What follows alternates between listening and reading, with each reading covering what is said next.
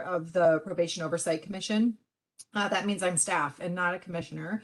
I am doing the introduction today because unfortunately our chair, Shay Jackson, is ill and unable to be here today. So we're going to get started, and I'm just going to facilitate the introductions and explain how to do public comment. And then we'll go on to the real purpose of the meeting today, which is a few different things. So first, we're going to have some of the most updated information on OC spray numbers and the process by which OC spray, or what some people call pepper spray, is being eliminated at Central Juvenile Hall, and the plans for its full elimination in the juvenile halls.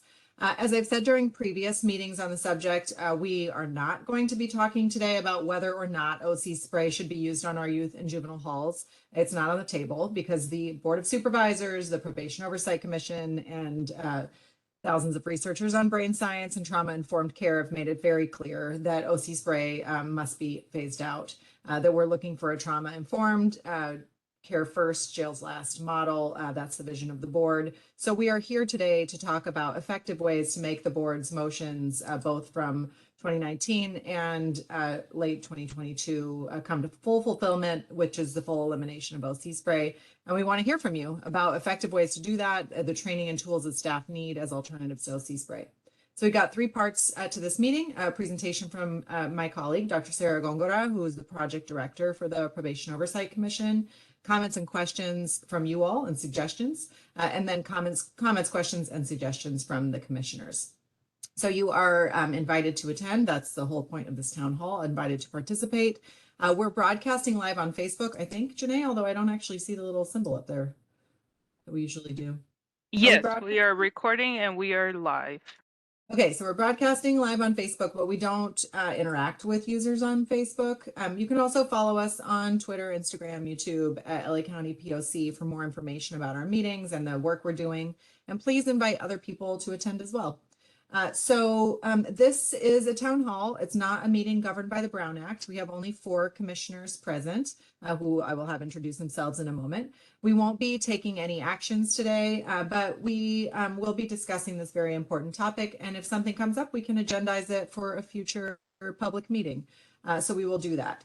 And we're asking you to help us with following the communication guidelines today. That is that we love to let you know your name and your affiliation if you wish to share it, but you certainly don't have to. We ask you to step up and step back. Please share your thoughts. We want to hear from you. And if you have already shared your thoughts, please let other people speak so that we can have as many people speak as possible. Please remain respectful to each other, to commissioners and staff.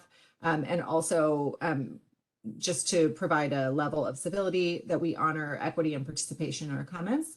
Please practice grace and openness with each other and use I statements, speaking your own truth. Today's meeting is to hear from you about your hopes and goals for the department in order to come to this full achievement of the goal around OC spray elimination.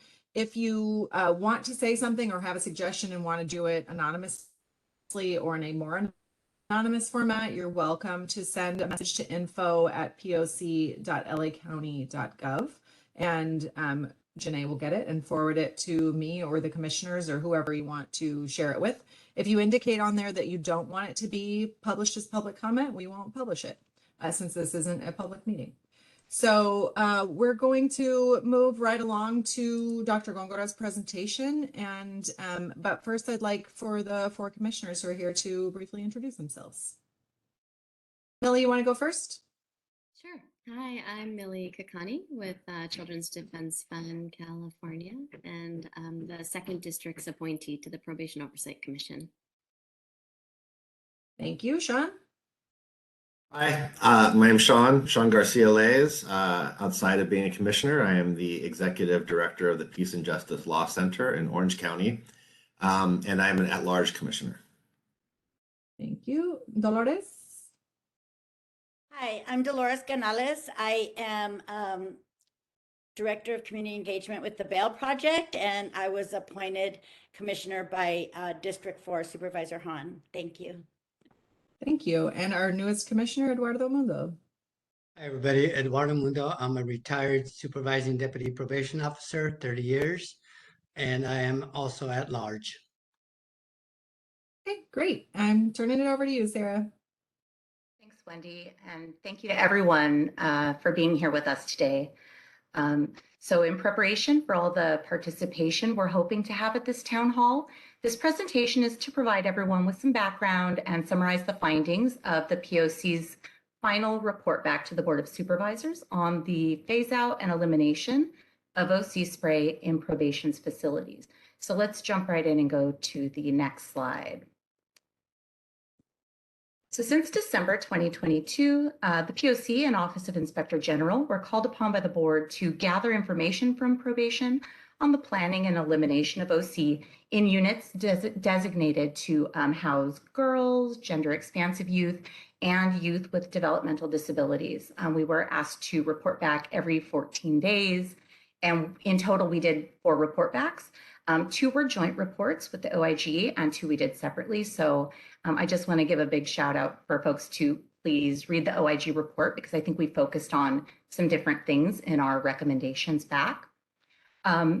This piloted phase out at Central Juvenile Hall is really meant to be that first step in renewing probation's commitment to ending the use of OC spray in all units and facilities where it's used, which again, like Wendy said, is currently Central Juvenile Hall and Barry J. Nydorf Juvenile Hall. Next slide. So some of the directives from the board's OC phase out motion included probation developing and sharing a plan for phase out, these report backs, holding interviews with youth in the facilities to incorporate their perspectives, learning about probation's plans to support their staff through this phase out, and increasing probation's data gathering and reporting processes, like in multiple arenas, right? From like the basics to from reporting on demographics of youth sprayed to considering the outcomes and effectiveness of trainings currently provided. Let's go to the next slide. Probation's plan for this piloted phase out relied heavily on intent to refresh staff trainings, which the department has been open about discussing barriers given ongoing staffing issues. So most of the 106 staff that have been assigned to those 5 phase out units had physical intervention training, but other trainings that are being offered, like de-escalation or handcuffing and supervision of youth with developmental disabilities, those were seriously underattended.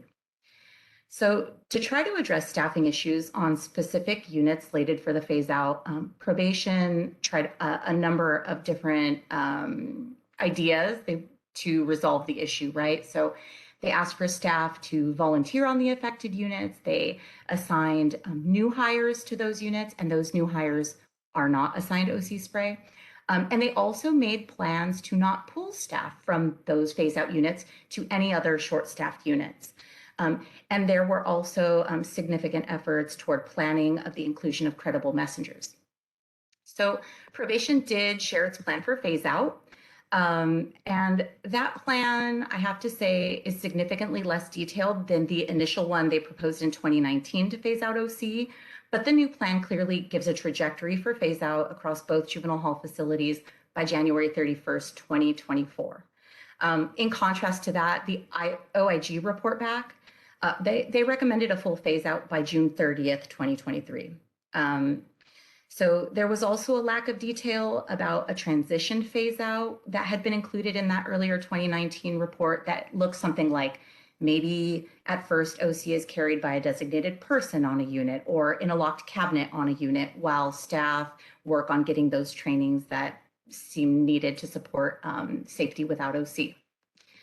And finally, I really want to give probation some credit on this elimination because they were originally called upon to phase out 3 units, but they expanded the phase out to 5 units because they recognized themselves that there was regular housing of youth with developmental disabilities on these other units, right? So we appreciate that proactivity.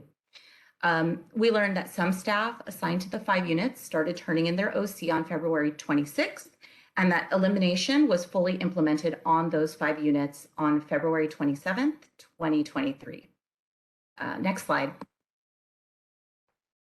So with the report backs wrapped up, we came up with some recommendations for ourselves to continue oversight of probation's OC phase out. And some of that includes, of course, regular reporting, continuing site visits to verify housing and vulnerable youth demographics.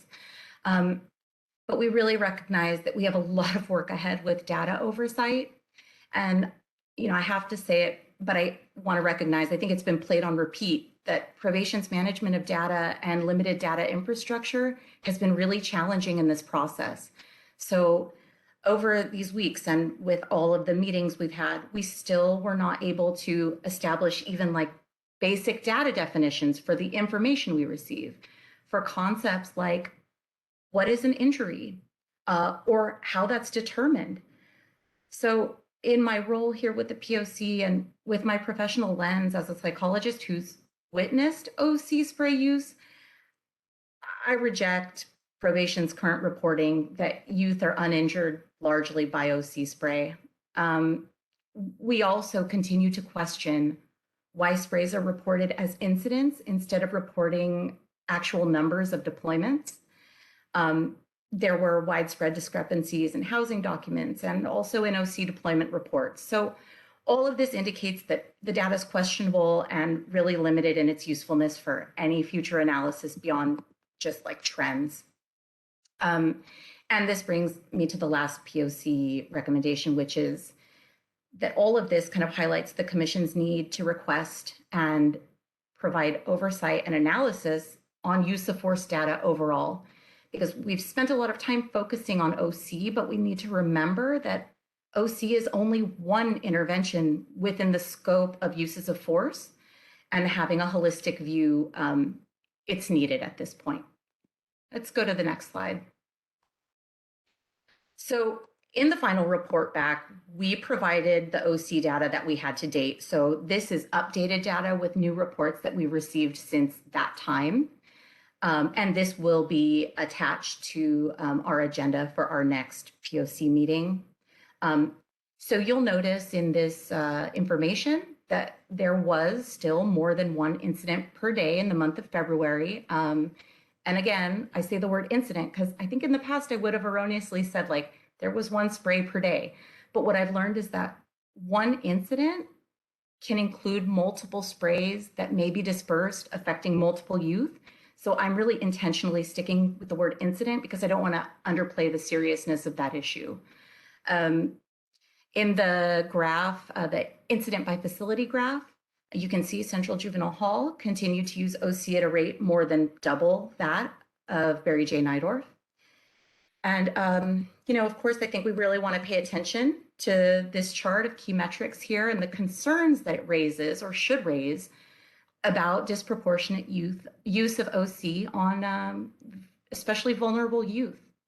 So I think we can look at the numbers of incidents involving girls, right? And we can see that there were a number of girls involved in a certain number of incidents, do some really simple math, and see that it's disproportionate that girls make up somewhere under 25% of the pop, but are involved in 30% of the incidents. So it gets tougher to make that analysis for other youth, right? Youth with developmental disabilities and youth with CSEC histories, because I don't know if anyone has the data that we would need to know with certainty the level of disproportionality affecting those youth. But I do think that probation should want to know that, DCFS should want to know that, and the board should definitely want to know. So, with or without any further data, when you look at the last line, the fact that more than 2/3 of the incidents included youth with DCFS involvement, it's revealing of the inappropriateness of detention setting for these youth. Like, I'm not saying in any way that the youth are being targeted or anything like that, but follow me down a path for a second. So what I'm saying here is if youth who have had experiences of trauma, right, and child abuse that have been documented by the county and severe enough to require DCFS involvement, and these youth have mental health concerns and behaviors that can't be managed by probation without using another potentially traumatizing intervention, then those youth need to be moved immediately. And they need to be cared for in a different setting where interventions aren't going to inflict more trauma. Let's go to the next slide. And so that leads to some of the recommendations that we made for probation out of the report back. The first of which, staff really need regular and transparent communication from leadership right now around the planning and the follow through for the full phase out, and really to be able to express their own ideas about safety solutions. And I'm hoping that people are going to share some of that with us today. We also hope, well, I guess beyond hope, probation really needs to reevaluate its data gathering and reporting processes, because the current methods are, again, limiting the accuracy and the consistency of shared information, and not to mention the fact that hand counting data is really burdensome and really labor intensive. And I don't know that it could ever meet the needs of an organization of this size. And I need to take that reevaluation and that recommendation a step further, because I think on some level we're past that stage. I think that everyone knows that there are issues with probation's automated systems, the data gathering and the reporting. These are like decades old problems, right? And regardless of any of the reasons why things are the way they are, the fact remains that what's currently in place lacks the capacity to drive the department and the county toward any level of data-driven decision making. So we need to recommend that probation should recognize this and move to seek and contract a third party with the existing infrastructure of resources and talent to manage all of its use of force data moving forward. Let's go to the next slide. So we share all of this information to get you ready to share your thoughts. And I'm really looking forward to hearing solution-focused ideas around next steps. Let's go to the next slide. So we'd like you to please consider the following questions as you provide public comment, and these will get popped up on your screen when folks do comment. But I'm just going to read them out. So, what resources or strategies should be implemented to help replace OC spray? I think we've heard a lot about tools being removed and probation not filling in other tools behind it. So we'd love to hear ideas about what could help to ease that. What information should probation share and at what frequency? What is the public interested in knowing about OC and uses of force or anything?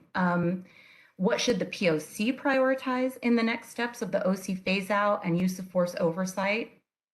And then specifically, I think from a probation staff perspective, I'd love to hear opinions about whether staff think it's better to phase out with intermediate steps or if cold turkey elimination works better. Next slide.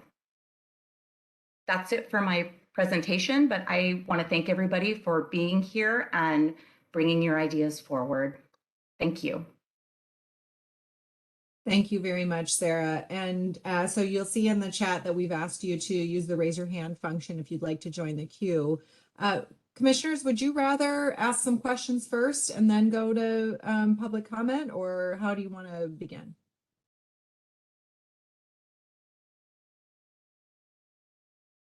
I would like to hear public comment first. I don't know if anybody wants to know. Great. I'll just say we're going to do things a little bit differently since this is a town hall. So first of all, we're putting the timer at 3 minutes. We have a lot of people here today, but I think given how I can see the list, I think we'll have not a huge number of public commenters, although I would really invite you all to raise your hands. So please raise your hand. We're going to give you 3 minutes, but we can actually do things differently today because of the format where you can ask questions of Sarah or you can ask questions of the commissioners. We also have Eric Bates from the Office of Inspector General here. Thank you for being here, Eric.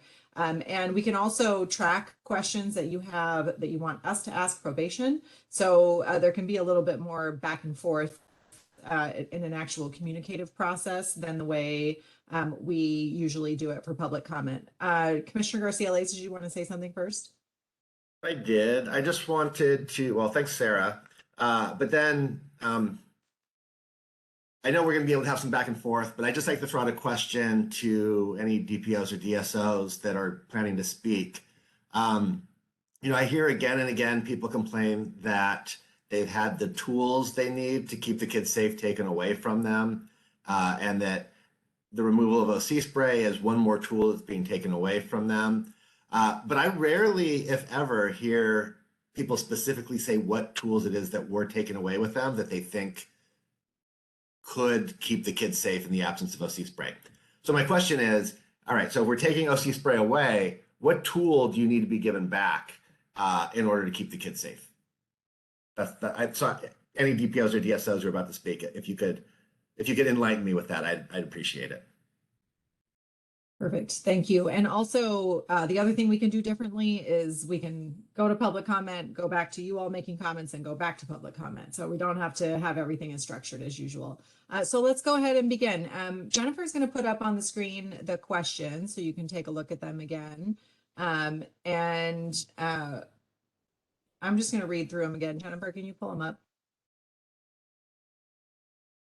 All right, so we've got what resources and strategies should be implemented to help reduce OC spray? What information should probation share and at what frequency? What should the POC prioritize? That's us, the Probation Oversight Commission, in the terms of OC phase out and use of force oversight. From a staff perspective, is it better to just phase right out, like take it away, or have intermediate steps? And then Commissioner Garcia-Lay's question, which I think relates a little bit to the first one around what specifically do you need to replace OC spray from the perspective of staff. So we're gonna start with Nicholas Tirado. Nicholas, we're gonna unmute you, and the 3 minutes is a guideline. It would be really helpful if you not go far beyond the 3 minutes. You certainly don't have to take all the 3 minutes. Although if you have some questions and the commissioners take up some of your time, we will do our best to stop it and leave you as much time as you can. So go ahead, Nicholas, you can begin whenever you're ready. Okay, thank you. My name is Nicholas Tirado from the Anti-Recidivism Coalition. And as far as I want to answer as much questions as I can with the time frame that I got. But the first question, what resources and strategies should be implemented to help replace OC spray? Well, as a formerly incarcerated youth and man, I just did 11 years in prison and I got out a month ago. But as a youth, as a child, going through the system, I think I would want to say that it's not as simple as taking away OC sprays, right? So I think the tools we need come far before we get to the actual action of spraying these kids or the fights. So I think when you think of the tools that we need to save these kids from being sprayed, you have to figure out the tools that we need to save these kids from being violent.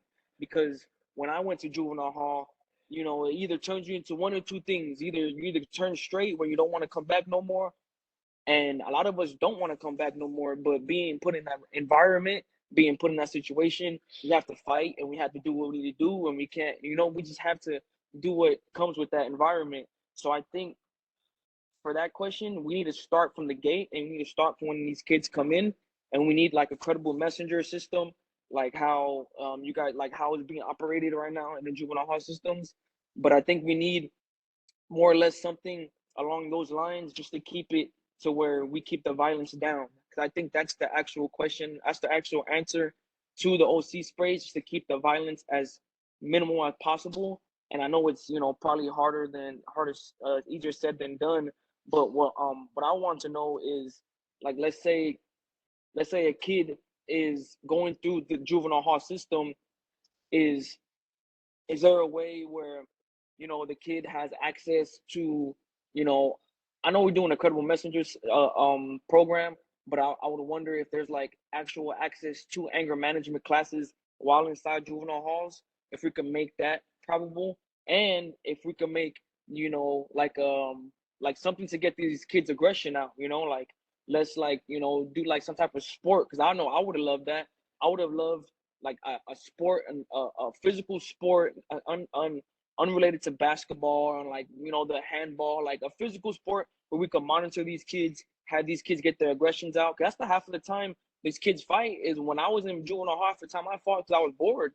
You know, I had nothing to do. I had all this aggression of being, you know, housed and being locked up, and I was falsely accused of my crime in juvenile hall.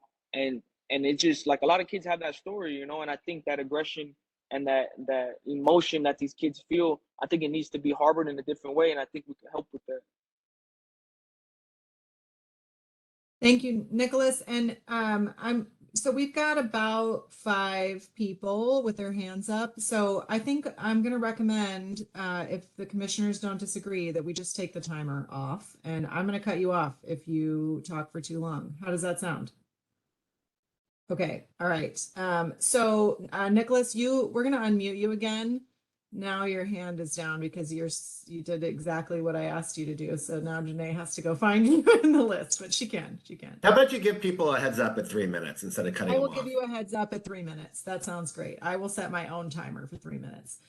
So Nicholas, you asked a question about access to anger management. I can tell you, Sarah and I were instructed at the last POC meeting to do some assessments around some substance abuse treatment programs that are available. And we're also looking at programs and services calendars. So that is a question that is on our mind that we can get an answer to. So I appreciate that question very much, and we can bring it back.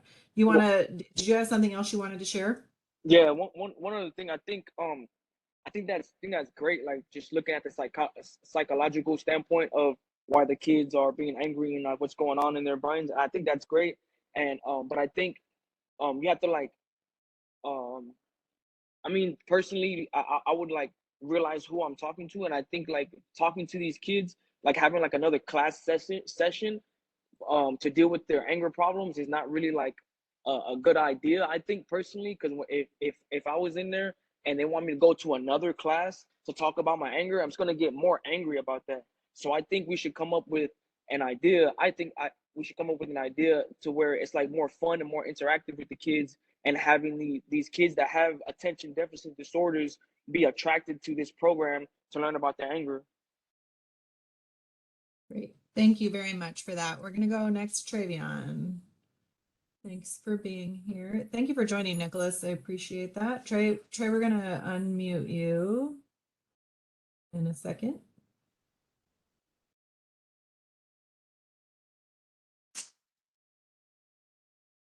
Trey, Janae, is there some, oh, there we go. Okay. Can we hear you now? Trey, are you there? Uh-oh, did we lose him? Travion, you're unmuted. Oh, Yes. Okay. We can hear you, but it's kind of quiet. okay. Can you hear me now? Yep. Jay, you can hear me? We can hear you, but the volume is pretty low. Give me one minute. Let me see what I can do. That's the highest I can go. Can you hear me now? Yeah, it's all right. You hear me now? Hear me now? It's so much better. Yes. Okay. Good afternoon, everyone. This is really exciting to see that the county is moving in this direction. You know, it should have been done in the 70s per se, but times just present things like this. But I just want to say, in terms of when you think about solutions, well, I think from a person that was the pioneer of the OC spray. So when the OC spray came to juvenile halls, it was because of my era. And I remember the first time they start spraying the DSOs. What I'm noticing now at 47 and went to prison and YA and camps and all this stuff you guys are talking about is when I was a counselor for Leroy Haynes, they had a level 4. And what I think will work in juvenile hall is that part instructor training, because we was trained to evade. We was trained palms out, a lot of verbal. And I can only imagine how the DSOs are there, because most of the DSOs there are probably old enough to be my child now. So the culture has changed over the last 30 years. The DSOs, when I was there, they were more clinical. They understood things. A lot of them were what we call credible messengers now. They don't have that culture there anymore. It's just a business, and a lot of the DSOs are probably under 35. So they really can't relate to a lot of them guys in there. Just my opinion. I think we should implement, it's called PART training, physical assault response training. I think that should be implemented, not MAB, but that should be implemented in the juvenile halls, because it's a safe approach. It teaches you to approach the clients two in a pair. It's just a different skill approach. The next thing I wanted to mention was I think that would prevent incidents. When I was in juvenile hall, even though I didn't take advantage of it, we had UCLA, and they probably would be called peer specialists now, but we had students that came with us and sat with us and talked with us. That kind of like leveled the playground because that was who we vented to when the DSOs wasn't treating us right, and it worked. They was in the camps and they was in the juvenile halls. I remembered it very clear because that was our outlet. Them children have no outlet. And again, I think one of the things that we got to get a third party to monitor our staff. I just don't think the county should be monitoring the staff that goes in there because it's a conflict of interest. Same why we just got rid of the probation. He's not finna hold people accountable. They all on the same team. So just wanted to put that out there. It should be a third party administrator involved with the hiring staff to monitor that. Because to me, all you're doing is just bullying the staff that want to help them because you oversee by the county. Another thing, when someone, I think it was, Sarah that mentioned the youth, yes, they should be separated. Coming from a person, why would you put a convicted murderer at 14 years old around a child that's 15, 16, that's being molested or had these challenges? That should be separated. They should not be in the same units or colleges with other violent or other level of care per se juveniles. So that was one of my concerns that I know will prevent what we talked about incidents, Sarah. It will prevent incidents. Until we talked You're about at 3 tools. minutes, Trey. You can keep Okay. going, but just giving you a heads. Okay. Well, the bottom line is, with all this credible messenger talk that we're having, that's what the juvenile hall is lacking. That's why we're here today. We're here because no one's in there has a lived experience. We're here today because no one in there has a clinical approach. And I'm talking about the DSOs. They went away from the care part. The counts, most DSOs, when I was in juvenile hall, they end up becoming counselors and clinicians later. They wasn't just trying to get a check. So I think that culture of support for them youngsters is just not there anymore. Thank you. Thank you, Trey. We're going to go next to Antonio Canul. Antonio, we're going to unmute you. You can begin. Can you hear me? We can. Good afternoon. My name is Antonio Canul. I'm a deputy probation officer with the Los Angeles County Probation Department. First off, before I start, I need to say this. The following is my opinion and not the opinion of the Los Angeles County Probation Department. I'm also making this statement on my own time. I'm currently on my lunch. I want to thank Nicholas and Travion for giving their statement. They're giving their statement on behalf of people that know what it's like to be on the inside. I'm also giving this statement on behalf of those that know what it's like to work on the inside. In terms of the tools that have been taken away, I think that from what I've seen is that working in the juvenile hall, the training has gone down immensely. When I first started in my career back in 2007, we started the juvenile hall training program at Central Juvenile Hall Unit M&N, where we're bringing in staff on the daily. Every week, we have large staffing, and we would teach the new staff coming in on SEM, regarding the SEM theory, how to properly open doors, how to properly structure the group, talk to the group, open up dialogues, especially with your more problematic juveniles. I think that removing pepper spray is a big mistake, being that because, like Travion said, there are security levels. We have to come to grips and call this new program what it is. Probation departments throughout the state are now in the prison business, youth prison business. And just like in youth prisons of the California Youth Authority, then DJJ, we had the response teams. They had the response teams. And the response teams, they carried big can of pepper spray on their side, MK9. They were calling through the units, go in, take care when you take care of. They would take care of the decontamination, medical, and then take the youth to wherever they need to be taken afterwards. Right afterwards, the unit would go back to programming. Youth correctional counselors would be in the units, running the program, talking to the kids, engaging with them, and they would be in plain clothes. The response teams were the ones that were in full uniform, with all the equipment fully shown on them. And you know, I'm not speaking for camp because I wasn't a fan of working camp. I only worked 2 years at camp, but I did the majority of my career in the juvenile hall in the high risk setting. I know what it's like to work there, and I know what is needed to have a safe and a successful program, both for the staff and for the kids. De-escalation is a big thing, yes, but you also need to have people that are able to open up dialogues with these kids, not just as a group at a group setting, but on a one-on-one, especially your more problematic ones. And in terms of training, understanding how to take care of a crisis, managing a crisis when it happens, whether it be a mental health crisis, whether it be a mutual affray between two minors or multiple combatants. There has to be training on how to take care of that in a safe and effective manner. One last thing is these DJJ kids that are coming into our custody, they're not kids, they're young adults. And many of them are built like college running backs. I'm pushing 50 years old. I can't move like I did back 20 years ago.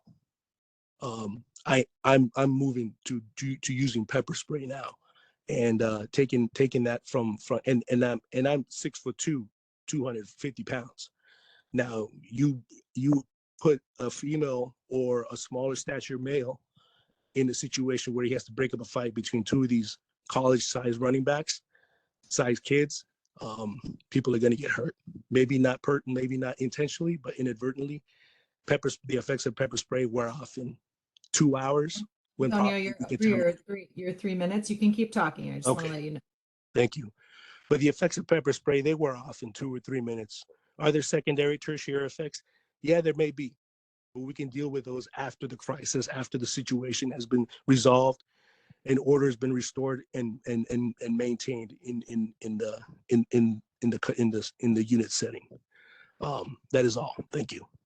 Thank you. We'll go next to RJ.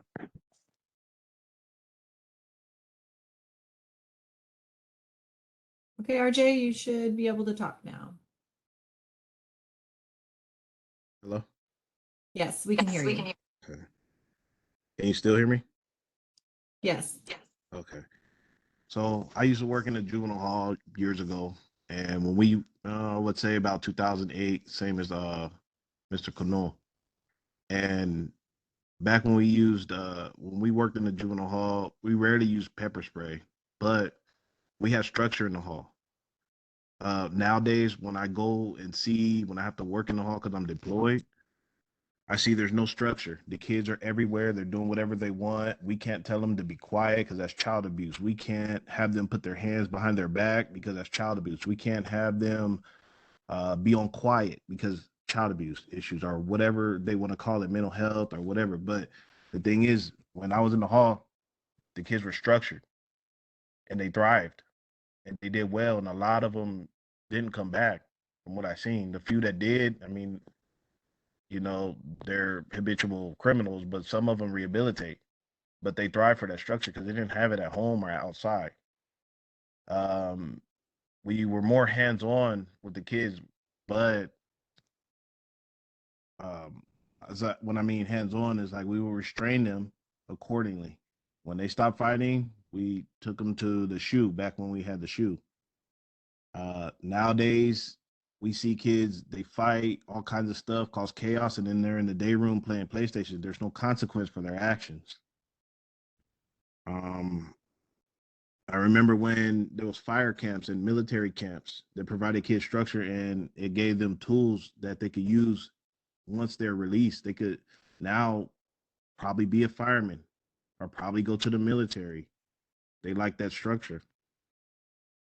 Back in the day, like I heard someone say that they should be separated with different crimes. Well, they were back then. I don't know what's going on now, but I go in there and it's chaotic. I feel more safe in an uncontrolled environment, like the field. I'd rather go in somebody's house, not knowing what's over there, what's in behind those doors, than to go in the juvenile hall, because the juvenile hall is supposed to be a controlled environment We're supposed to restrain in a controlled environment. We're supposed to act in a controlled environment. We're supposed to do our job in a controlled environment. But that's an uncontrolled, controlled environment. I don't think any of you guys have even worked in that situation.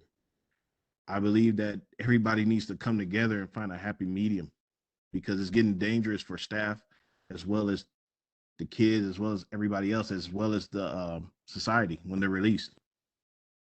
They come there, there's drugs found, staff are getting injured left and right, and no one cares about the staff getting injured. I mean, I care about the kids getting injured, but I also care about the staff getting injured. And it doesn't seem like none of you guys do. There are alternatives to pepper spray. It's SOK, self-defense spray. It probably worked better and less taxing on the mental health of the kid. So I would look into that. But this department has a lot of work to do. And I mean, I think the Probation Oversight Commission could be a good thing if you guys would join with the probation department and actually find a solution, a happy medium where everybody is happy. I mean, you're not going to make everybody happy, but where there's a happy medium, like I said. RJ, you're at your 3 minutes. Yeah, I'm good. Thank you. Okay, thank you. We're gonna go next to Nadine Davila. Nadine, we're gonna unmute you, but you're still on mute, so give me a second.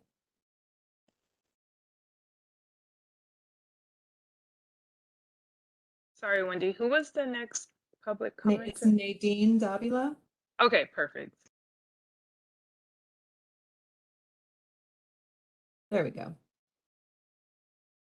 Can we hear you now? Can you hear me? Yes, you can begin. Good afternoon. My name is Nadine Davila. I am a supervisor with LA County Probation. Just like Mr. Canu said earlier, these opinions are mine and mine only, not of the LA County Probation Department, and I am on my lunch as well. Some of the strategies that I would like to see implemented was to go back to room confinement. I'm not talking about 24-hour room confinement. I'm talking about what we do with our own children when we give them timeouts, when there's not a safe, the fact that we cannot put these kids in the rooms, and we cannot separate them in something similar to what is a SHU, is contributing to the increase in the OC. Also, the fact that we're not searching these children anymore, and we have no structure, as RJ was saying. There's nobody telling them what we're doing next. There's no rules. There's no, everybody, it's a free-for-all. So that does increase the positivity for OC spray, and everybody in child psychology knows that structure is important, rules are important, and when a kid doesn't feel safe, they're going to act out. So if the staff doesn't feel safe, the kids don't feel safe, we're going to have increased incidents. I also want to challenge this perception of credible messenger coming and being a save-all, when nobody has ever broken down what exactly a credible messenger is and what they do. Credible messenger is just a nice buzzword, but what exactly is their role other than just babysitting or oversight for us, telling us what, basically Monday night quarterbacking, everything that we're doing. Probation is doing exactly the same thing that they would be doing, which is supervising and trying to mentor these youth.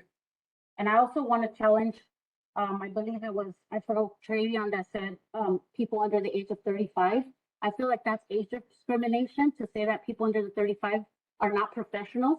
Most of the DSOs, if there's a survey done, have advanced degrees or at least an undergraduate degree in behavioral science, which is also in the clinical sense. So I would like to challenge that. We are going against CPOE standards by saying that people under the age of 35 cannot be in this type of environment. As far as what was taken away tools, we've talked about this before. We used to have programs called intramural sports. We used to take the kids to other counties, other camps to play. We used to go against other counties. We had Camp Kilpatrick, which had a football team that played against high schools. We also have music programs. We have writing programs. We have poetry programs. We have art programs.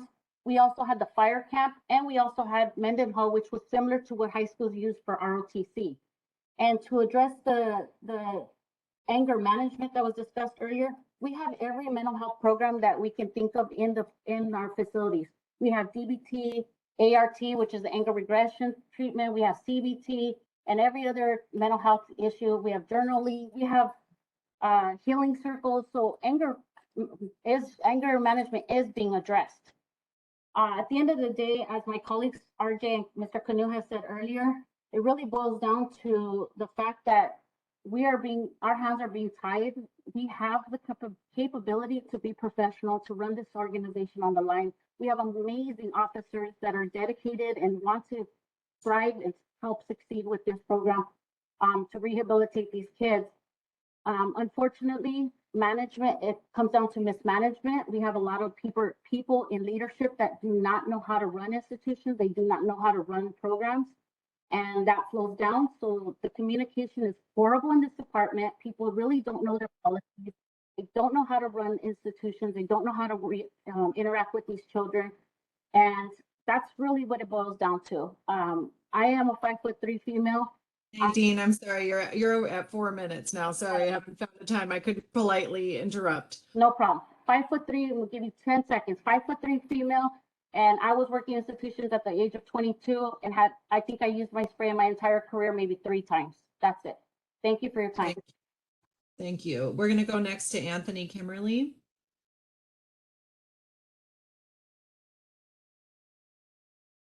Anthony, you can begin. Anthony, I can't hear you. Can you hear me? Yes, now we can. Oh, now, was that, Janae, did you mute again or Anthony muted himself? Sorry, that was me. He should. Okay, we're good now. All right, my name is Anthony Kimberly, part of the Anti-Recidivism Coalition and Underground Grit in Orange County. I also did 4 years in Orange County Juvenile Hall. I've been out for about a year or so. And something that's helped me in there, like thinking about alternatives, like all around, I would definitely agree with what Nicholas was saying at first. Having solution before we even get to that problem. And when I first got in, like I would admit it, like I was a booger and I was I was honestly like getting into fights because I was bored. But then I got transferred over to a camp where I did the remaining of my sentence. And what's helped me there was like the structure. And I would say structure in a way that it's not structure with like having us locked in our room and having a daily program back to back. Like it was that, but to a extent where we're busy, but we're doing things that we want to do. Like I got to learn a trade, and that's something that's helped me right now. They implemented a program for learning trades. And it was also, they started doing a lot of programs where, like something that's helped me was CrossFit, and that's basically working out and having basically fitness. And they incorporated a program based around that. And that's something that's helped me. And then I guess they actually took away that program recently. I guess the argument about it was we're getting too big, we're getting too muscular for these staff, and these staff were getting scared, which I think wasn't a good idea because this was something that was keeping us mentally sane. We were healthy. We're like all around, we're more productive. So having like a really structured environment where we're busy, but also busy with things that we want to do, incorporating these programs that are going to help us. And like I said, like that trade program that I learned in there, I have a job right now focused around that trade. So it helped me transitioning out into the real world. Yeah, I just wanted to touch on that, but also the reporting question. Like when, I can't see it right now, but it was like when or how often should these statistics get reported? And I think it was Trayvon that was saying earlier, kind of around having a third party initiated with the probation and having really someone inside that is getting the statistics, because having the supervisors, like, they're all on the same team. Someone said that earlier as well. So having someone else outside of that party will really be a good way to get these statistics that we're looking for and have the right statistics. That way we can work based around that. Yeah, I think that's all I had to say. Thank you for letting me speak. Thank you. Go ahead. Anthony, I didn't want to cut you off. You can keep talking. No, it's fine. It's fine. I went through all my notes, so it's okay. Great. Okay, thank you. Thank you, though. All right, we're gonna go next to Aditi Charakar. Aditi, give me a second, and you're good. Children's Defense Fund, California. I'm not going to talk too much about why we need to phase out OC spray because that decision has already been made.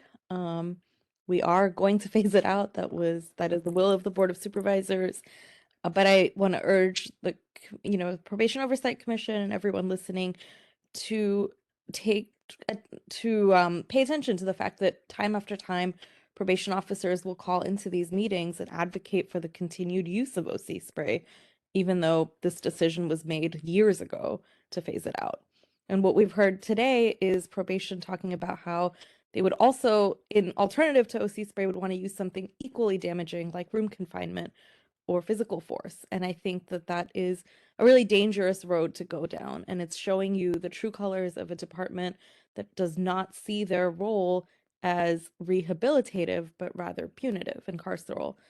And I think there are so many things going on with LA probation right now, but the fact that at every single meeting, probation officers show up and say we need OC spray to control kids and talk about how there are no consequences to these kids shows you that they don't believe that being held in a child prison, being caged, and that is what they are, is not a consequence for these young people. They're not living at home. We are not talking about timeouts. We're not talking about young people in the safety of their families being quote unquote disciplined. We are talking about child prison in which there is use of tear gas on young people, and the call today being made for adding room confinement to that. So, I understand the desire to want to work collaboratively with the probation department here, but personally, I find it very difficult to trust them after the fact that they have refused to implement the board motion for so many years and come on here and defend the use over and over again. But to get to the practical questions that you have asked, I want to point out that California is a super minority in the United States in terms of not just using OC spray, but we are one of 5 states that allow officers to carry it on their person. We're not reinventing the wheel with alternatives. Alternatives can be found in majority of the country. Santa Clara County does not use OC spray. We can ask them for their use of force materials. You can ask any other state other than California and 4 others for their use of force materials. We don't have to sit here and brainstorm out of nowhere what to do in the alternative. There are plenty of models to look to. And I urge the POC to look into states that have already eliminated it and see what they did to make the transition and what their policies say now. And then in terms of data that would be helpful, I think, I would love to know more about when an OC spray incident occurs, how many youth are impacted by it and how many are intended to be impacted by it. Because we've heard stories of young people suffering collateral consequence of having OC spray used around them when they're not even involved. So knowing the demographic information of the youth affected, the number of youth that were involved, the time, location, date within the facility for each use so that we can target if there's somebody using it more often than not, the stated reason for the use, and then, what the video actually shows, since we've seen in the past that those things don't always line up. And then the injuries and medical treatment needed as a result of OC spray. This is all information that would be helpful to know, but ultimately we have to phase it out, and no amount of data is going to change that. It has to be done because it's a matter of protecting these young people. I think I'm reaching my 3 minutes. I'll wrap You're up. over your 3 minutes. Thank you. Okay, we're going to go next to Kent.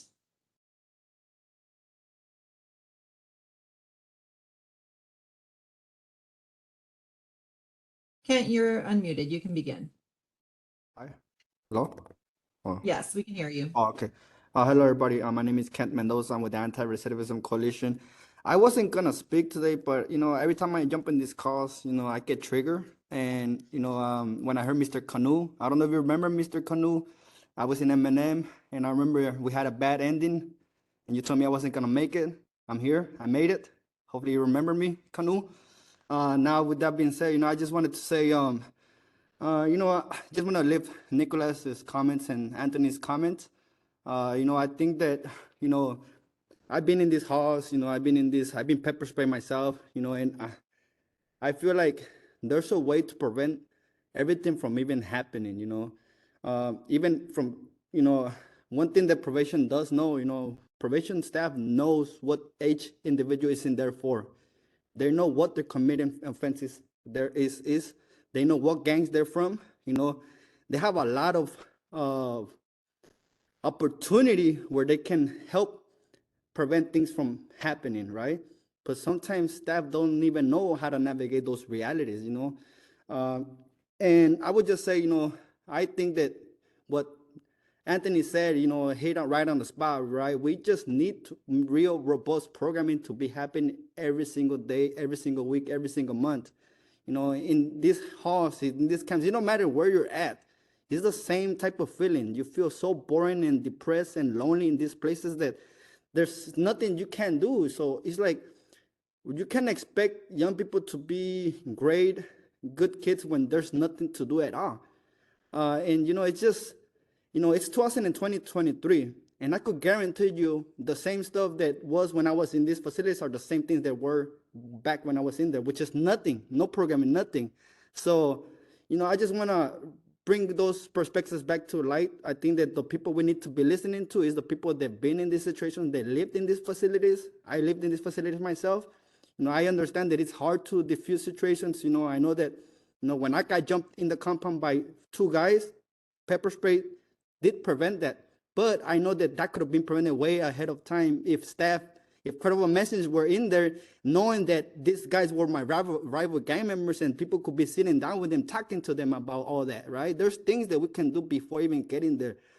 So I just also don't want to, I just want to bring us back to that because, I know that there's a lot of people speaking in this meeting that probably do have real good points, but I also want to get us to, there's a way to creating an environment where it's safe both for staff and youth.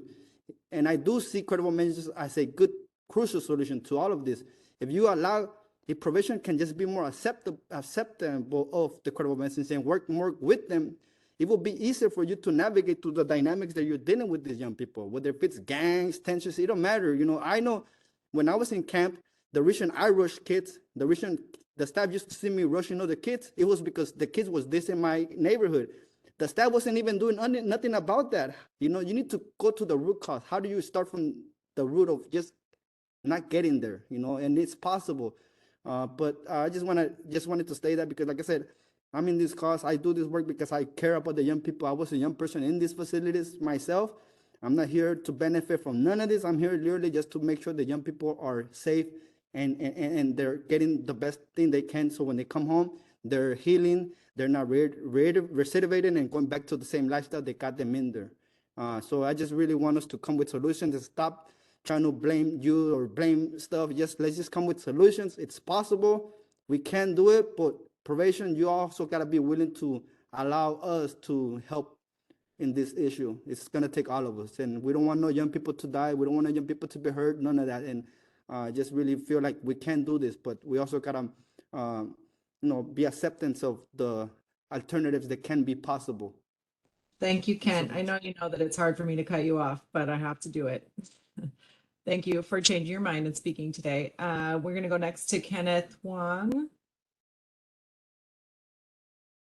Kenneth,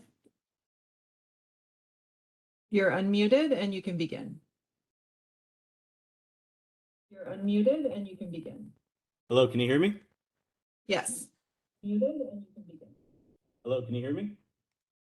Okay, I just want to make a comment about what the woman from the CDL said, the Children's Defense League, about just in general about probation.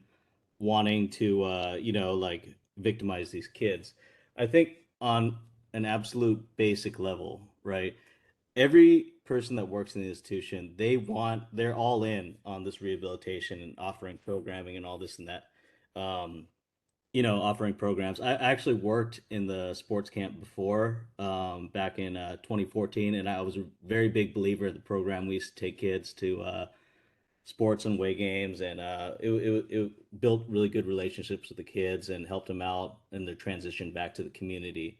Now, what I wanted to say was that since we're talking about OC spray, on a very basic level, there needs to be safety. Like I said, I'm all for all the stuff that they're proposing as far as programming, but until the youth and the staff are in a safe environment, that can't happen. I mean, if you think about what's really going on right now in the juvenile halls, I'm sure you're aware of, is you have teachers that aren't willing to come to work because they don't feel it's safe. You have service providers that don't want to come in because they don't feel it's safe, right?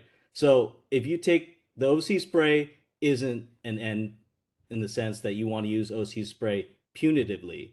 You use the OC spray, and what the other officer was suggesting with the room confinement is those are tools to keep the facility safe.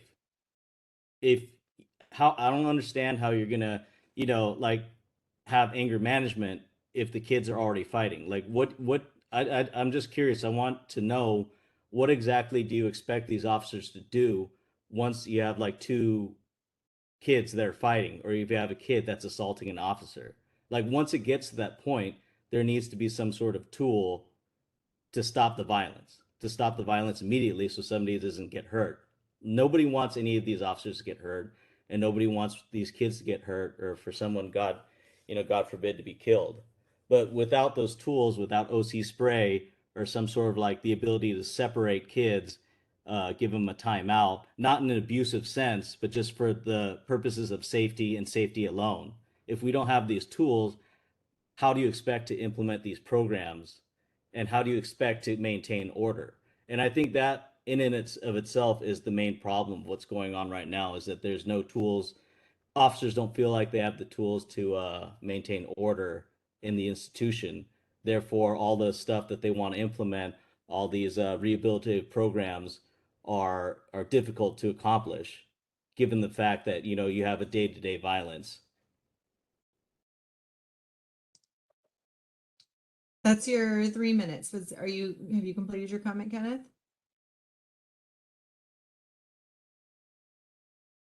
Okay, we're gonna go on to Esther Simons. I'm sorry, Hope I what was that you pronounced said? Okay, we're gonna go on to Esther Simons. Oh, you Okay, thank you. cut off. Okay, thank you. We're gonna go on to Esther Simons.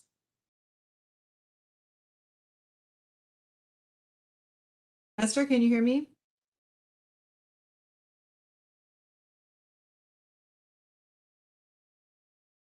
Esther, can you hear me? All right, let's mute Esther. We'll go to the call-in user number 21, Janae, and then we'll come back to Esther next time. Okay, so we're going to call in user number 21. Your number is anonymous, so I don't know who you are, but you have to dial *3. No, just kidding. You have to dial *6 to unmute yourself. Oh, there we go. It's me. Yeah. Hey, good afternoon. This is Mel. All right. Good afternoon. A couple of things. Well, one main thing is there's been a common denominator that I've heard several people say, whether it was an employee, whether it was a credible messenger, someone with lived experiences, or a CBO, and that's structure.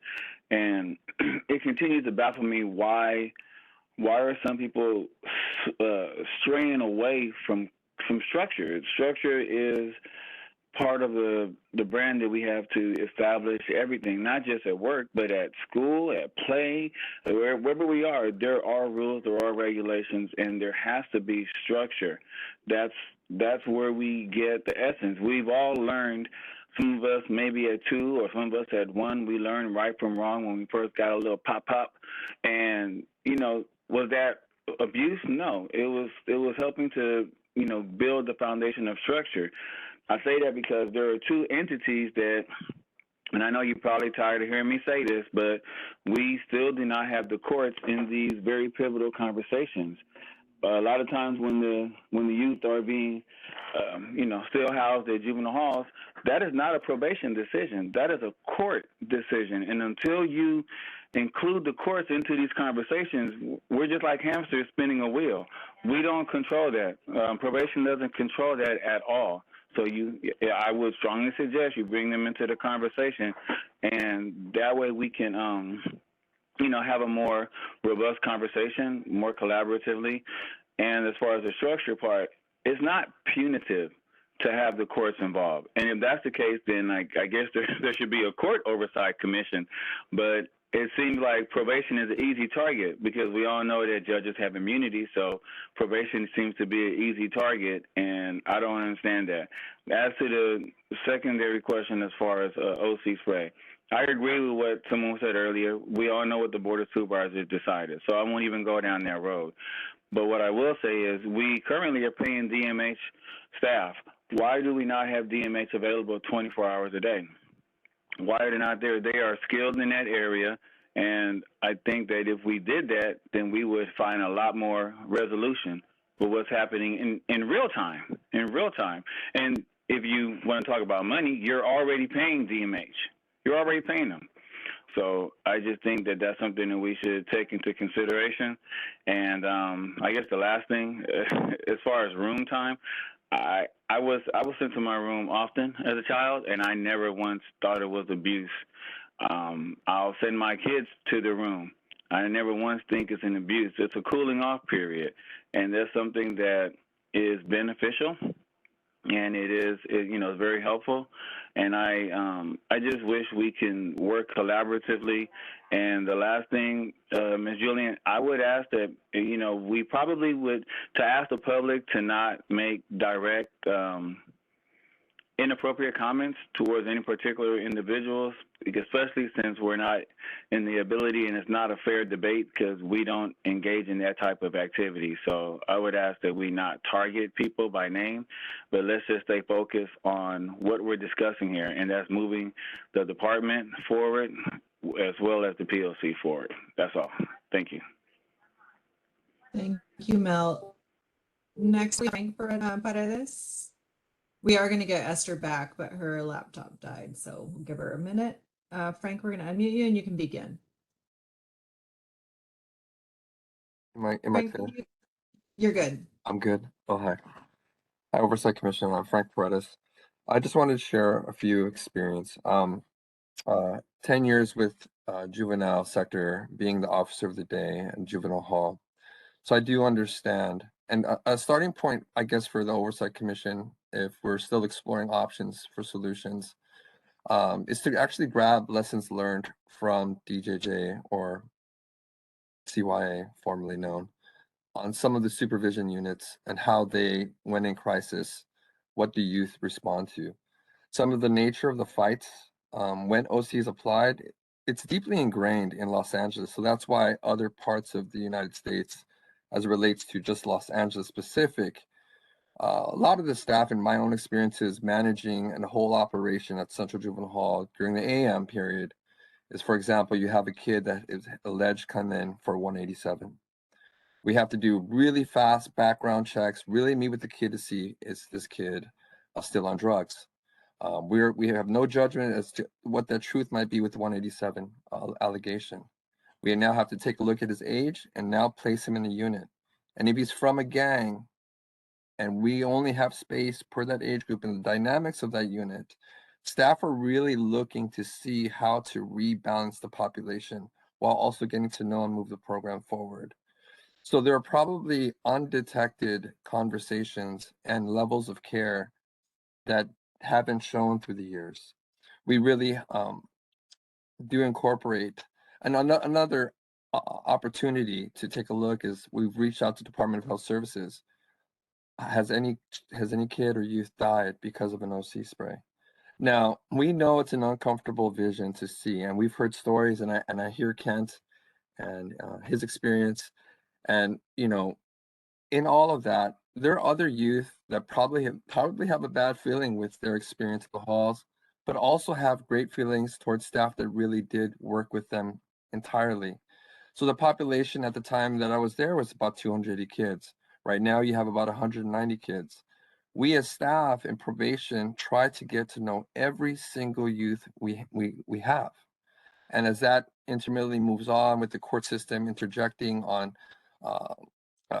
adjudications and potential opportunities, whether this kid needs to be put in a placement because the home's not deemed suitable at this time, whether the kid needs to go into the foster care system and moved over to the 300 courts, whether we need to give this kid house arrest, whether we need to, so a lot of casework needs to be really done with the kids. And I think that harnessing those relationships is kind of what's lacking in terms of our customer service approach. And it seems to be a major concern about the aesthetics and ultimately the genuine authentic care, which I spoke about last meeting.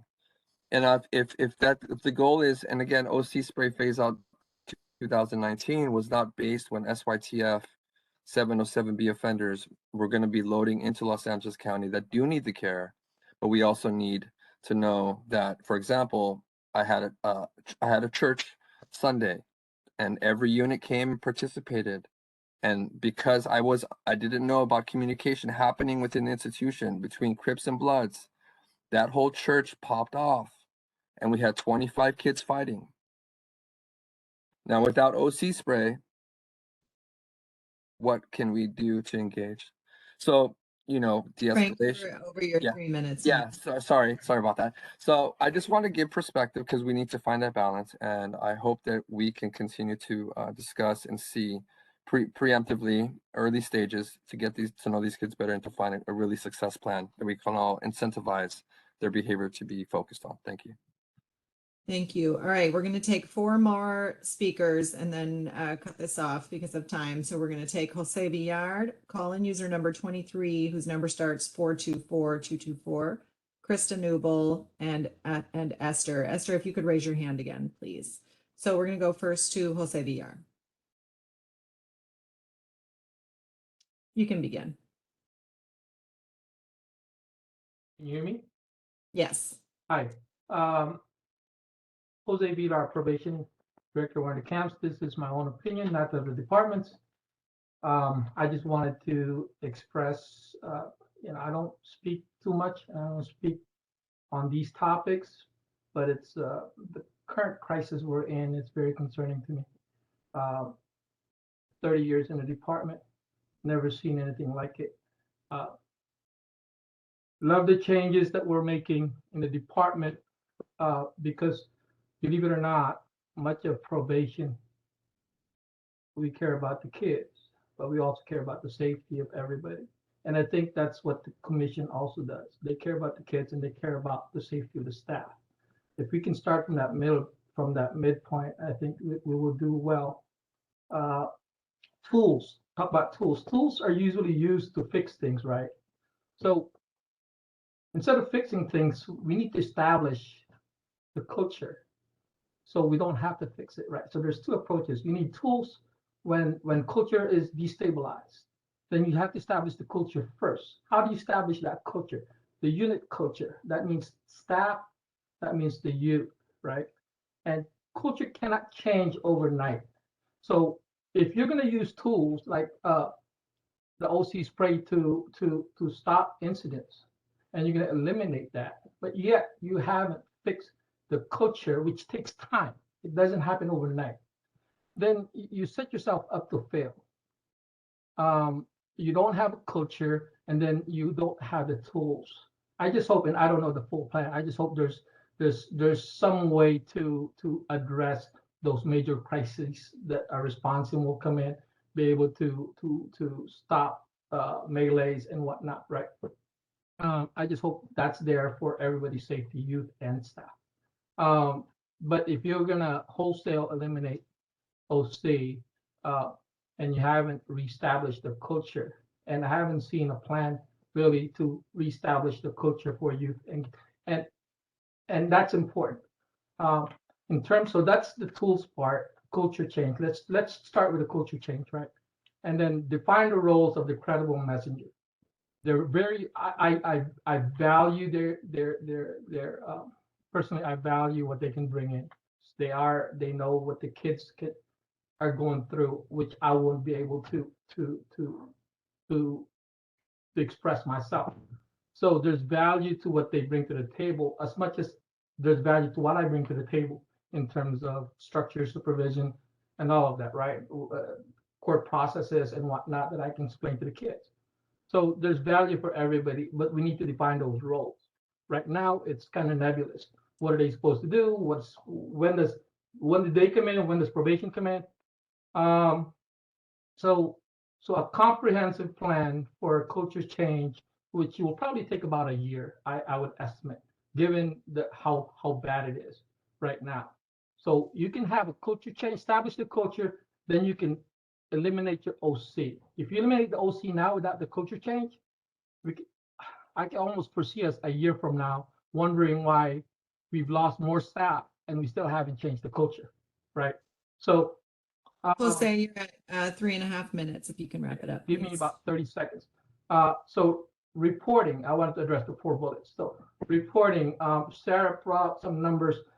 The question marks that I saw on the table, I would offer the department probably has those numbers because it's important when you talk about the crossover between DCFS kids and kids that were OC sprayed. I would offer that probably 70% of our kids were previously under DCFS care.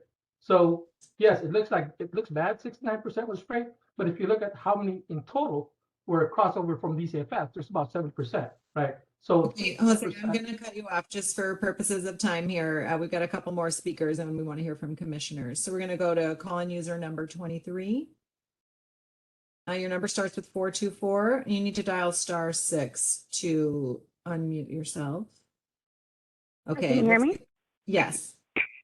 Hi, my name is Victoria Romero, and I'm currently at Central Juvenile Hall. So I'm just calling to provide feedback and give a little bit of input of the comments I've heard from both my peers and some of the public advocates, right? So the topic in hand, OC phase out. Do we do it cold turkey or stagger it? I definitely believe stagger it. It's not a dispute of let's not take it because that's what's happening, right? But just like it was voted to take it, maybe at some point the board can consider to reestablish and re-implement it in a way where there's just a little bit more of monitoring the way it's done, maybe allow a supervisor to be the one to determine the OC to be deployed when needed, because we do have many instances where there's just very, very strong kids, a lot way bigger than most of our females here, and there's no way any jiu-jitsu, any type of physical training can stop just the amount of force that's going and happening and the blows. And more than anything, how can we protect the youth who are of our same size, who are outnumbered, right? So that's just one suggestion. We have many incidents where the OC is kind of what deterred it. Now, if you guys ask the department for the statistics, then incidents have gotten up and they're a lot more violent. We've had laptops to the heads of probation officers because anything becomes a weapon. We had incidents where a youth who's way bigger than another youth assaulting another youth, and when we responded, the youth said, "Man, I know you guys don't have pepper spray, but how are we going to stop her? She's stronger than me." You know, one being because current medication that the youth is taking that made her feel that she was overpowered. We can't stop stuff like that. So given that we're low staff, the number of people even responding to these incidents makes it a lot more dangerous, because how long is the incident going to keep on going, right? Also, when I hear the prior youth, Mr. Mendoza, talk about his experience here, I'm sorry that he went through that during the time that these changes weren't being highlighted. But that's not the culture that we currently have anymore. We do know the gang involvement. And unfortunately, we've tried all methods. We've had units where we've tried to put all the Bloods or similar people on one side and all the Crips on the other, and it just creates a volcano. It erupts. The youth break through doors. There are power in numbers. And reality is, I don't want to even call it structure. It's the mannerism, the etiquette, life itself. And consequence is just a very harsh word, but that's what it is. Everybody has consequences. You run a red light, a consequence of a ticket. You know, do something that you're not supposed to. There's a consequence to everything. And here, the staff feel there is no consequences. The youth are not afraid of being refiled because there's no charges being brought against them. The youth can fight, assault a teacher, assault an officer, and integrate like nothing happened. Even a 4-year-old has a timeout period. So that's, I think, the first step that we're asking for, just how do we implement something that the youth is willing to see a consequence? Because life is run by consequences, and the consequences don't have to be room confinement. I don't think we operate that way. We don't do solitary confinement. We never did. And there has to be something where the staff can feel relieved to be able to mediate a problem, contain a situation, but we don't have that. There's not an option. You're The youth know that. And start to wrap it up, please. thank you. Okay, well, thank you guys. Thank you. And we're going to go to our last speaker, who's Krista Newble.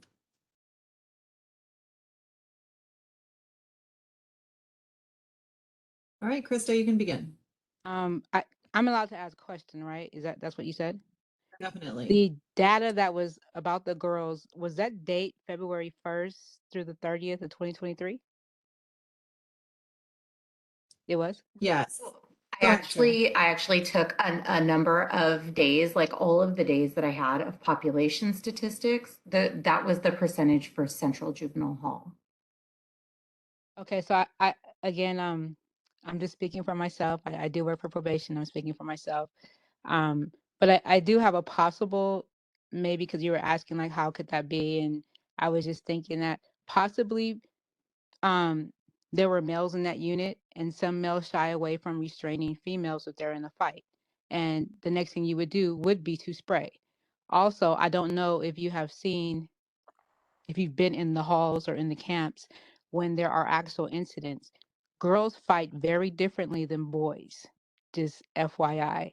Girls are a lot, for lack of a better word, a little more vicious and intentional than boys are. Boys fight, it's over with, they can go, they can go play a game. Girls take it to the mat.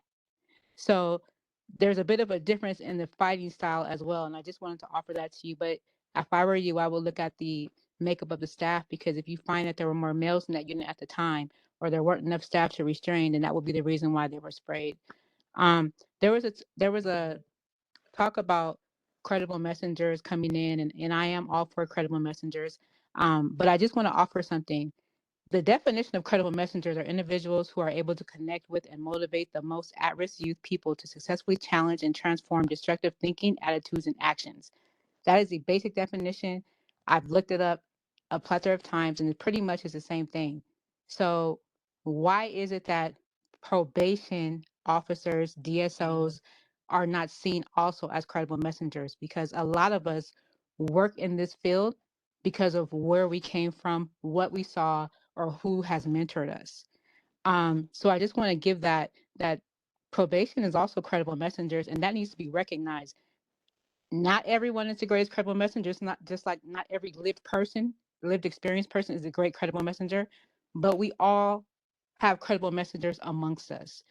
Also, there's nothing wrong with holding someone accountable. The young lady that called from CDL, accountability is built in regular life. If we're going to transition them back, and that is all of our goals, to transition them back as quick as possible, we need to build an accountability and make sure that they get the lesson. And that we can be collaborative and build it in and make sure they get the lesson at the same time. And it doesn't have to be punitive, because we all learn lessons in different ways. As far as the LA model, that's based on the Missouri model. The Missouri model works because there is a buy-in from the courts. If we don't have the courts involved in anything, there is never going, which is the accountability piece of the Missouri model, we're not going to get this together. I want to support what Mel said, and I've been saying this. DMH needs to be there 24/7, because issues don't just happen between 8 and 5.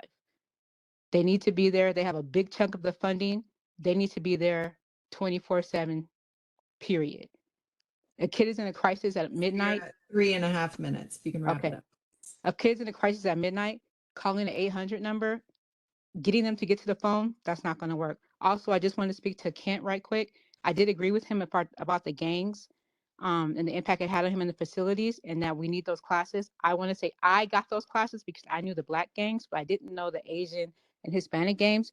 But I didn't get those classes until I went to adult. So that might be a suggestion that perhaps those classes can be given to DSOs when they're coming in, the halls and camps and everything else, because I didn't get the other half of those classes till I got into the adult. Thank you. Thank you. Commissioners, that was a lot. Thank you very much to everyone who spoke. I'm not going to talk and just let you talk. Wendy, we did have Esther back online if you wanted her to speak. Oh, thank you. I did not see her hand. Sure. Have you unmuted her? I just sent the unmute request. Please accept it, Esther.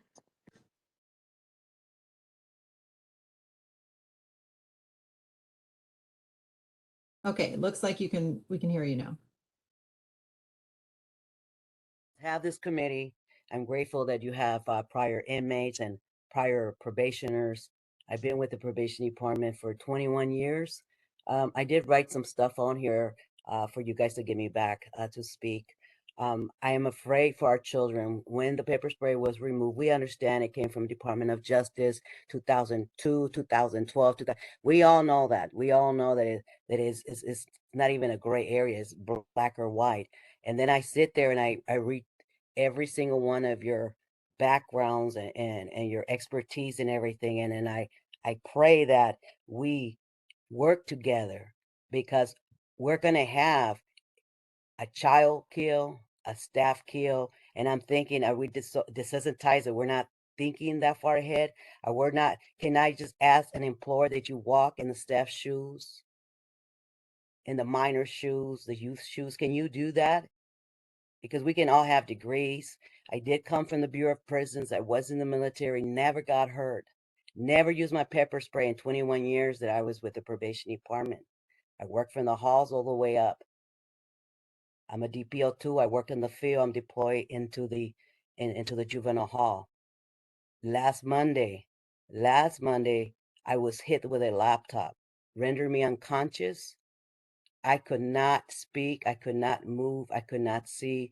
I could not help the minors. I could not help the staff. I could have died. I'm a veteran of the United States Army. I'm an ex-Federal Bureau of Prisons. I had never been so PTSD than seeing the terror in those kids' eyes and seeing the tears in those kids' eyes when all this stuff was going on. All I could think was, and I actually started thinking in Spanish, because when I think when you're traumatized, you go to your first language. And I kept saying, salven a los niños, salven a los niños, help the children, help the kids, they're not involved. I'm sorry that I'm crying, but I'm so stressed out that you guys follow the Department of Justice, that you're following all the rules. Not every county in the state has gotten away with the pepper spray. No, I don't agree with people being pepper spray for anything. And I'm sure there's cases like that. And that's why I agree with you, where we do have to have accountability for every time that the pepper spray is deployed. We need accountability. We don't want the children being abused. But if you had been there and if you had seen the terror in those kids' eyes, and there was nothing that the 5'4" DSO with all the CBT training that she had with her high degrees and with all the LA Model 1 and with all the training that she learned in the academy 4 or 5 days before, with all that training, she couldn't fight off those 4 or 5 kids. We couldn't, we had people from, we have 4 females in there. We had the teacher in there. Does anybody have mercy for the teacher? Maybe in his 60s. He could have got hit. He could have got healed. The child could have been killed. These are children. These are children. And I'm backing up. Yes, I'm home. I'm recovering. But I'm PTSD just like those children. Those children were traumatized because they saw us not being able to help them. Restrain. Let me tell you, the Bureau of Prisons have 5 levels. They have their maximum, their minimum. Can we separate them? Can we separate them? Everything you guys said, everything that everybody said was good. Everything. And it hurts me when people say bad things about the probation officers, that we're not constantly, that we're not engaging, that we're not. We are. Might be one or two people, just like in your group Esther, there. I'm I'm sure there's. sorry to do this, but I'm going to have to cut you off. We're over 4 minutes now. I also want to just say I'm very sorry to hear that you were injured, and I'm going to turn it over to the commissioners at this point. Thank you, everyone, for sharing your comments today. Commissioner Canales, did I see you put your hand up? Yes, I did have my hand up, and then I didn't realize we had one more caller. I'm very eager to hear from my colleagues and the other commissioners, because I am, hearing everybody's calls. I really appreciate everybody's comments and suggestions. Ms. Newble, I think it's very important that we raise the issue for training for the youth as well. You said you get this type of training when you go into adult probation, which is something that I did not realize. And I think that is something that we can request within our scope. As far as right now, from my understanding, where we are as commissioners, this is a motion that was put forth a few years ago. We are overseeing the elimination of the pepper spray, and not at this point trying to find a way how to still keep it in place. It's from my understanding, that is out of our hands. One concern that I do have is, if there is a fight and another youth maybe doesn't fight as good, so they're not able to hold their own in the fight, how are they feeling at that moment? Also with the girls fighting, you don't want the male staff to be grabbing them. Sometimes, when girls fight, you kind of tear off your clothes or something, that a blouse might tear or something. So that also raised concern. So there's a lot of things of thinking through. I think, one of the things that we need to realize, though, is we are at this point because of just the overuse of pepper spray, the children that were being harmed. I was reading testimony after testimony at the original Board of Supervisors hearing. I was going over all of that today, going back several years ago, and, realizing why we're at this point of where we are right now. I think, one of the best things that we could do, but yet all of these programs have been eliminated. With the exercise program, I know Ronnie is formerly incarcerated and he founded the Hoops for Justice, but yet it has been such a struggle for him to go in and take this type of exercise that is much needed. And he's the founder of this program, so nobody should be copying his work. He has a heart, he has a passion, he came from inside. I think that, getting him in there would be a good use of the youth's time and energy. I also heard from the young man that said that they've stopped the core fitness programs. I used to do that type of training myself, and I know I had never felt so motivated, so good, in great shape, because it not just motivates you, it not just gets you prepared physically, but mentally as well. You are feeling unstoppable. And yet to hear that they just stopped that inside the youth facility, I think he said in Orange County, so there's so many things that I look at that we should be doing or should be supporting somehow in making it as safe as possible for the youth and for staff as well, and providing tools that do not cause harm and cause trauma, tools as far as like the exercise programs. I know a lot of groups want to go in, they're formerly incarcerated. And one thing that I heard from some of the youth about, you want to go in and you want to hear the stories and you want to feel inspired. But at some point, also the youth hearing the stories, but then giving them the tools that they need to create their own stories, not just listening to your stories, every day, but giving them the tools in life to create their own stories and become successful, and having to want that. And I see Commissioner Kakani's hand is up, so I will turn it over, and thank you for your time. Thanks, Commissioner Canales. I wanted to start with, sorry, I'm all over the place, so forgive me if this doesn't make a ton of sense, but I wanted to start with the data question and something that you had raised, Sarah, about how there is this distinction between like an incident and a spray. And to what extent we can have the probation department kind of provide us with the definitions that they use, and for us to then provide feedback or understand kind of where certain things get excluded, because that feels super important.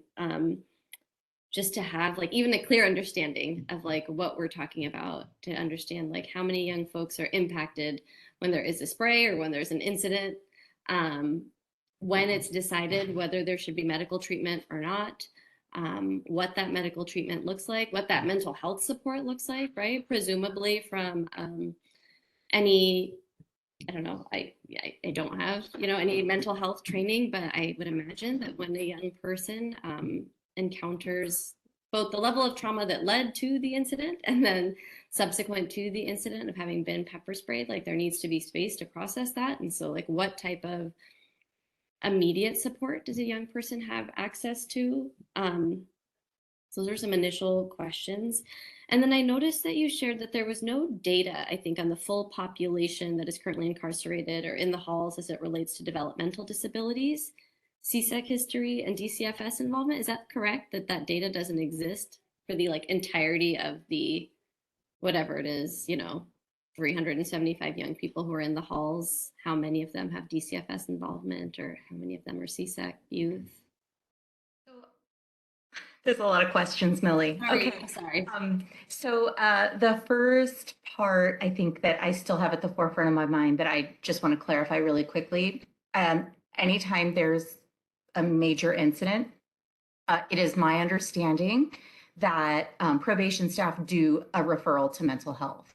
So that even went back to when I worked at LP. I believe that after there's an incident, like a fight or use of force, that typically that will generate a referral to mental health. Whether they're seen the same day or the next day, I don't know. That may be a mental health question.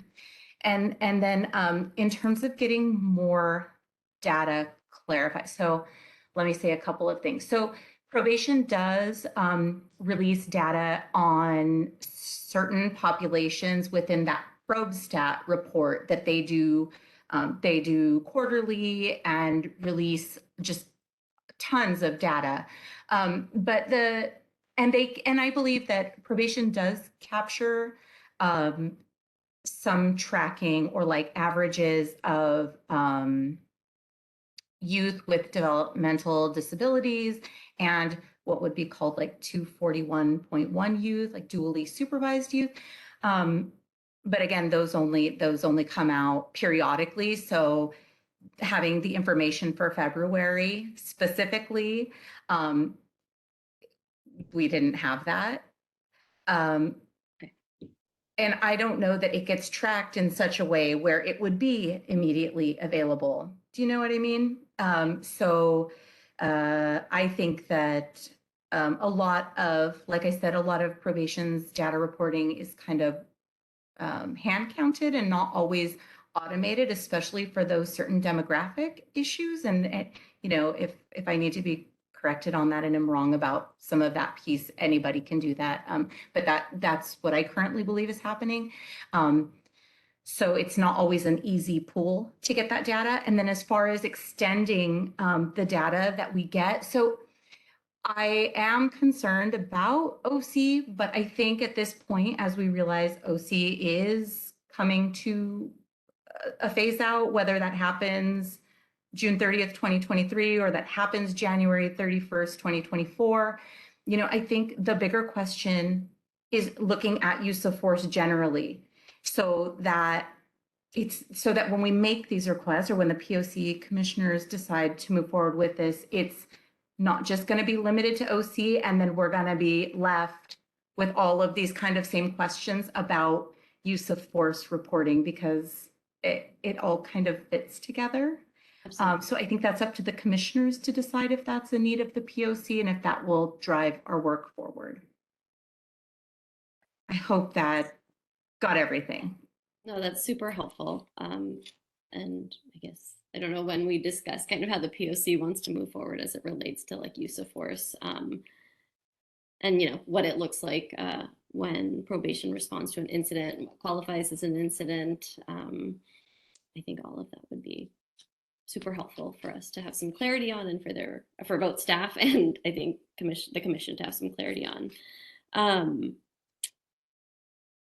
I had some other questions.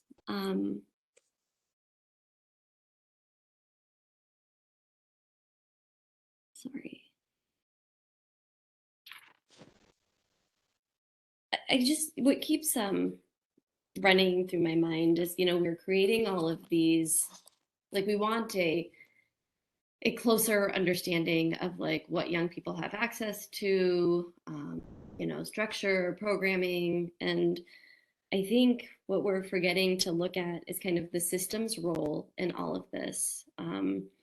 And I don't know what it looks like to address that, but you know, in my mind, the system is really akin to a parent. Their job is essentially to, in quotes, care for, I mean, sometimes it seems more like control these young folks. And I certainly know as a parent that like when I am dysregulated, when I am tired, when I'm overworked, I don't make the best choices. And so it does seem that the system is at a place where it is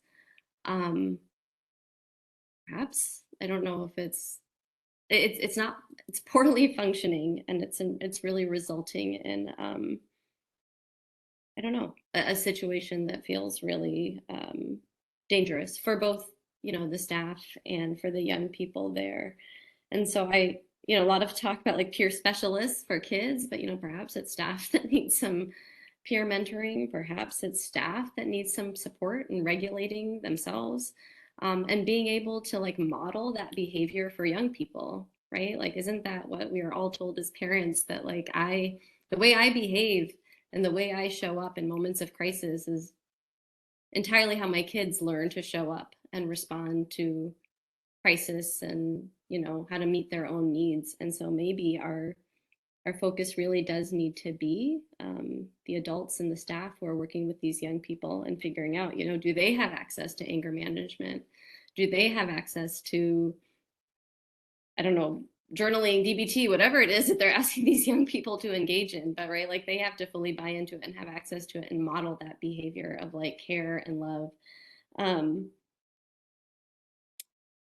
That isn't totally tied to consequences. That's not, you know, I actually don't know that we all exist in this world and show up because of consequences, because that means that we're coming from a place of fear. And I certainly don't want to exist in this world from a place of fear of consequences. I want to exist in this world because of the way I care about others and showing up for them. So yeah, just I don't know, talking out loud here, but it feels like we need to kind of shift the way we're having this, or for me, I guess I need to shift the way I'm thinking about this and having this conversation, because it feels like it's the, it's like adults who really need to buy in to how we care for young people in ways that are like rooted in, you know, like love and healing, because like focusing on the structure, focusing on the control, focusing on the consequences, I don't think changes anything that we've seen over the last number of decades. Commissioner Garcia Lace, I know you have to go. Do you want to make some comments before you? Thanks, I do. So it does sound like there's a universal agreement that more programming, more structure, more relationship building can help prevent the conflicts that too often end up in OC spray use. That all requires staff or even lower population. So I love the idea of getting the judges on board with that. But I really still feel like we are speaking different languages when we talk about structure and accountability. Like, I think those words they're too vague. We're not even using them to mean the same things. Echo what Millie says about accountability. Youth don't think about accountability the way adults do. These kids have had everything, literally everything stripped from them. Their freedom, their possessions, their associations, everything has been taken away from them in the name of accountability. To suggest that accountability is what will make them change their behavior flies in the face of reality. But I also hear that that there needs to be other tools that are short-term tools besides OC spray to deal with these situations. I think room confinement is an obvious one that makes sense, but that was abused in the past too. But maybe that needs to be revisited. I also wanted to say that on the subject of credible messengers, I agree that their job description needs to be clear and will evolve over time. But it's not just who you are or what you want for the kids. I mean, it's a job. And I think that any probation staff that want to resign their positions as probation staff and become credible messengers, like if that's what you want to do, you should consider doing that.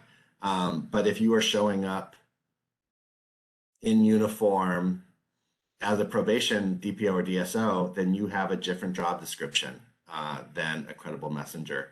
And that's good. You should take advantage of different people with different jobs working together.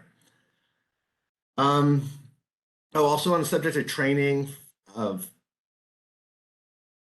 I guess more training is needed, although that also requires more staff. But you have me on your side for that. And that's all I think I have to say. Oh, no, there is one other important thing, which is I continue to hear comments like it's child abuse to confine someone to their room, or staff think it's child abuse and they're not allowed to tell people to be quiet. However, there continue to be hope centers. There continues to be, I mean, I see staff enforce times of quiet. Like these things are happening. They're not child abuse. And I wonder where staff get the idea that they're not allowed to do these things when other staff are doing them, and they're obviously needed to create structure. That's it. So I wish I could say and hear more, but I'm afraid 3:30 was my scheduled end and I have a hard stop. So thank you. Thank you. Commissioner Mundo, did you want to make some remarks? I will let you know we have 90 people on the call, so there are plenty of ears. Well, I just wanted to thank everybody for participating and for all those that called in. You know, it's easy to sit on one side, to either say we're going to do this or we're not going to do this, and stop listening when the people who are talking are actually have more in common than not. And that's what I heard today. I mean, the youth that have been part of the system said a lot of the same things that probation said and the probation staff said and other people have said. And I think we have to continue having these discussions at that midpoint because like Mr. Villar said, this culture didn't happen overnight. It grew and it festered, and it's not going to go away overnight. And it's definitely not going to go away if you're attacking the people who are trying to protect the kids in the halls. And especially if you have bench officers who, you know, are allowing these long predisposition detentions. The hall's a lot different from the camps. I know that. I didn't work the halls, but I was in the halls while I was in intake, and just the movement, just the vibe is different because it never really settles. The number of kids that are going in and out is quite different than when you have a camp. Even when we had a camp with 100 kids, you might have 1 or 2 kids move throughout the day in and out. And the halls, you don't have that, and that creates a dust all the time. And the numbers that Dr. Gongoa gave about the girls that are CSEC, the kids that are DCFS kids, you know, they come with different challenges, and and you're getting more and more of them. So it makes sense that the numbers are different and the percentages are higher. It's unfortunate that we can't get exact numbers percentage wise. And I think that that's one thing where the administration has failed to assist everybody in the cause. It's it's a double-edged sword for probation to give information. Not only do we see the good, but we also see the bad. And the administration just has to settle in and say, you know what, we're going to take what we get from this information. If it requires that we move staff around because some field staff are walking around with 5 cases while juvenile hall is in crisis. And I know that they're trying to change it and they're going to bring in all these field DPOs, but it's late in the game. I mean, if they had been looking at their own stats earlier, they would have decided this earlier. And I know it's this administration, this leadership team is new, but a lot of the managers have been around.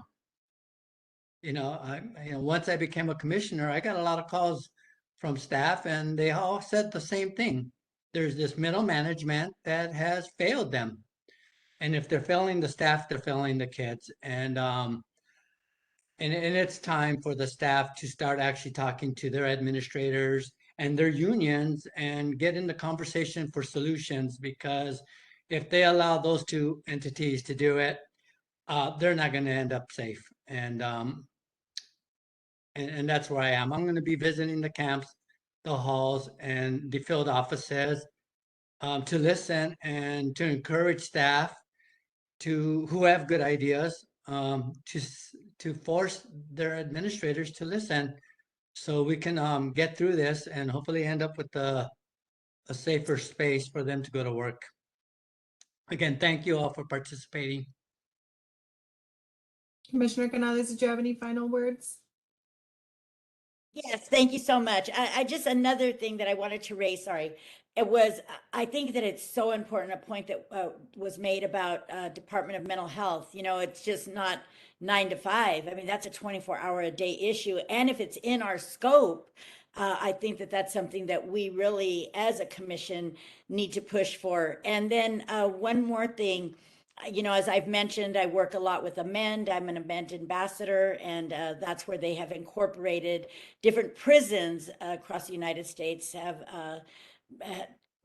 made pilot programs to incorporate the Norway model. And they also have a model for youth, which I've seen, and it's just, I'm blown away by it. And I think maybe if we can get a presentation from them, I think really just seeing how, engaging in communication, or to where the incarcerated person has developed such a rapport with you that, yes, in mid-flight, in a fight, where your presence, and I know some people are probably going to get angry at me right now that are listening, thinking, it's easier said than done. But I've seen it done, to where just your presence and you saying, stop, but it's because of the relationship that was built. Although now at this point, with the elimination of pepper spray, I think we're kind of, if we would have started this maybe 2 years ago, but still it's something to look at and think about, of models that do work, and developing those relationships and communication. So thank you.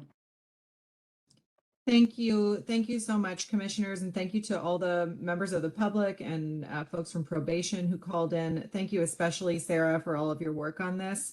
I think you can hear, I think it was actually the first public commenter, Nicholas, who said that OC spray is really only a tiny part of this issue. I think that is, in fact, the theme of what we're saying here, that both in our role as an oversight commission and in our role as people who deeply care about the young people who are incarcerated and the safety of staff, that we need to look at a lot of the issues related to culture and the uses of force and the multiple uses of force and how those are reported.